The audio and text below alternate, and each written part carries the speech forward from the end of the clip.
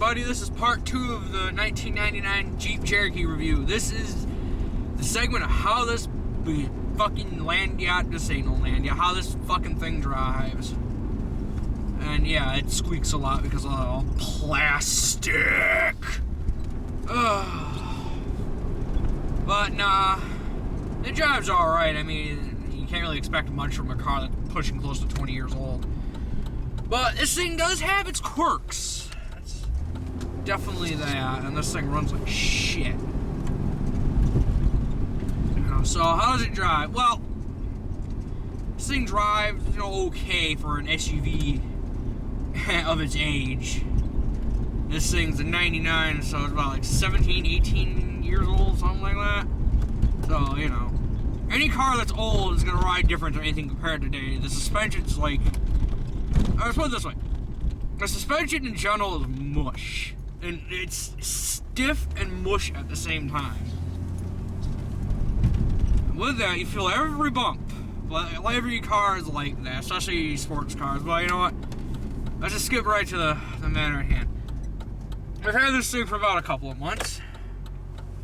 And honestly, compared to what I was driving, this thing is, I would use the word utilitarian. Or not utilitarian, let me rephrase that. I'd use the word basic. It's a very basic vehicle.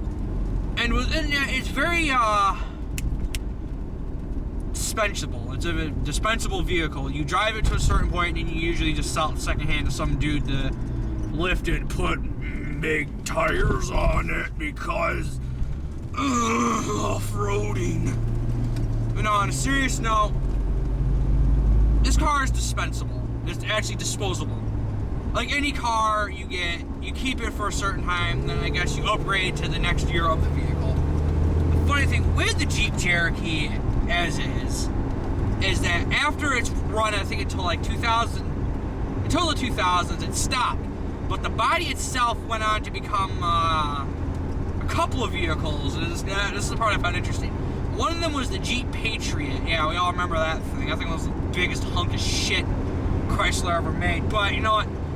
First things first, how does this thing drive? It's comfortable to a certain extent. I mean, going around town, going on like short trips or whatnot, it's fine. But going on like a big mammoth road trip, say to like Maine, yeah, it's a different story. This thing gets a little uncomfortable, pretty crowded.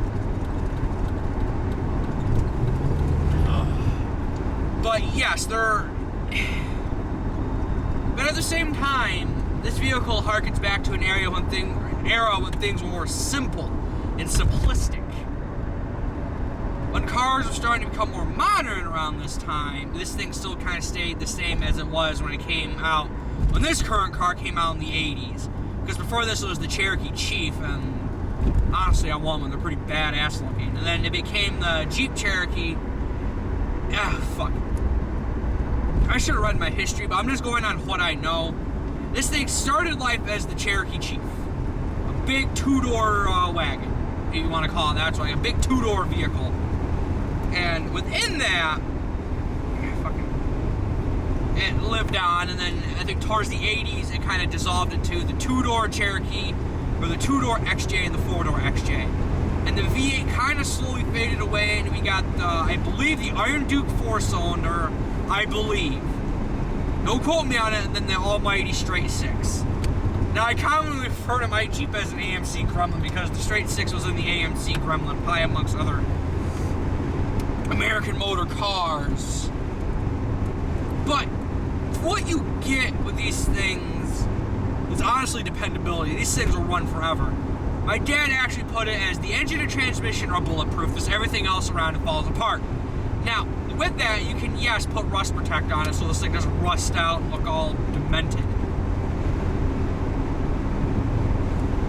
And another thing with this Jeep, I don't know if it's with all of them, but there's a dead zone when you go 60 miles an hour where you can just jiggle the steering wheel and it just doesn't do anything.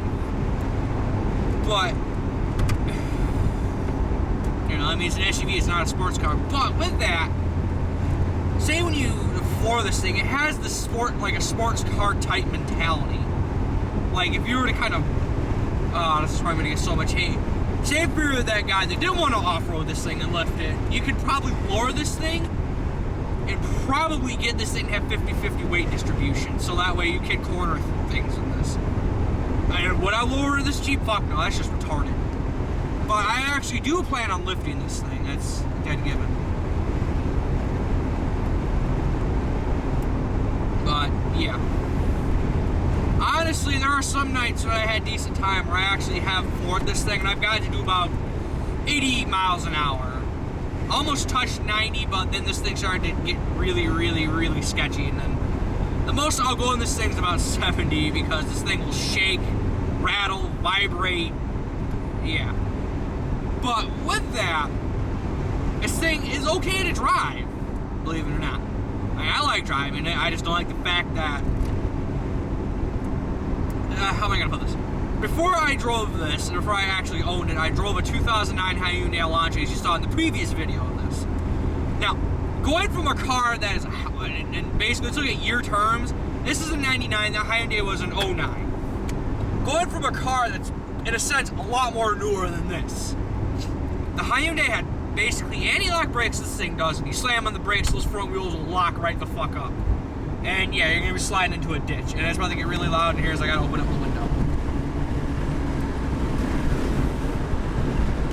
But, like I said, you get this, when you drive it, you get this feeling of nostalgia. Because quintessentially, this vehicle is the 1990s. The XJs, when they first came out, haven't really changed much. The body style still stayed the same. I think more so the body style got a little updated with, you know, minor things here and there, and the engines got a bit more updated. And also, the interior got more updated. But it still stayed to the, you know, the saying, function over, fuck is it? This vehicle is basically function over quality, or quantity, oh, I don't know how to fucking put it. This vehicle, for what it is, and this thing has close to over 300,000 miles, these vehicles were built to do one thing and one thing alone. Either haul your family around for soccer practice, or to do work. These things, in a sense, if you were to look at this thing, in like a work sense, this thing is a small truck. I mean, this thing rides like a Chevy S10. If you were to, because I know there was a Jeep that was a pickup truck, or I know a couple of them. And I forgot what their the name was. It was like the Jeep Comanche, I think. I believe it was the two-door truck that came out within the 80s. That was really low to the ground, but it was kind of in that weird realm of just random trucks. Or is it the MG? I don't fucking know. I'm not a real huge Jeep fanatic. Like, I don't know every single Jeep code name, this, that, and the fourth. All I know is the XJ, TJ, YJ, that's it. Like, basically the Cherokees and the Wrangler. But back to the main video, this thing drives, it should just drive what it's supposed to do. It's not built for comfort. It's not built for anything like that. This thing's built to do one thing and one thing alone. Drive, function, and then live out the rest of his life. But with this Jeep in particular, the one I'm driving, this thing has a lot of weird issues. One, I've noticed when the warm weather hits, and I've talked to people that it's some kind of fuse or some stupid thing. But all in all, this Jeep is not all that bad. This brings me back to a time when vehicles were more simple, there wasn't all this crazy electronic shit. You basically, vehicles of this age, and I'm basically talking about every car from the 90s that were like this, very utilitarian, they were built first for function. And they did what they did. And yes, the XJ lives on as basically an off-roader, and the community for this Jeep in particular, and the same thing with the various Wranglers and whatnot, they live on, and they're built to do what they do. But basically, at the end of the day, this car, even though I fucking hate it sometimes, I love it. This car and me have a love-hate relationship. On good days, this thing is awesome. On bad days, I just want to wrap this thing around a fucking tree. But on that note, I thank you guys so much for watching. Sorry this video was kind of more sporadic. I gotta do more research so I know what the fuck I'm talking about. But in the meantime, the next video for the Hyundai Elantra is gonna be coming out tomorrow, actually. I think I should have a nice day to do it tomorrow. So look out for that. On that note, have safe travels, my friends.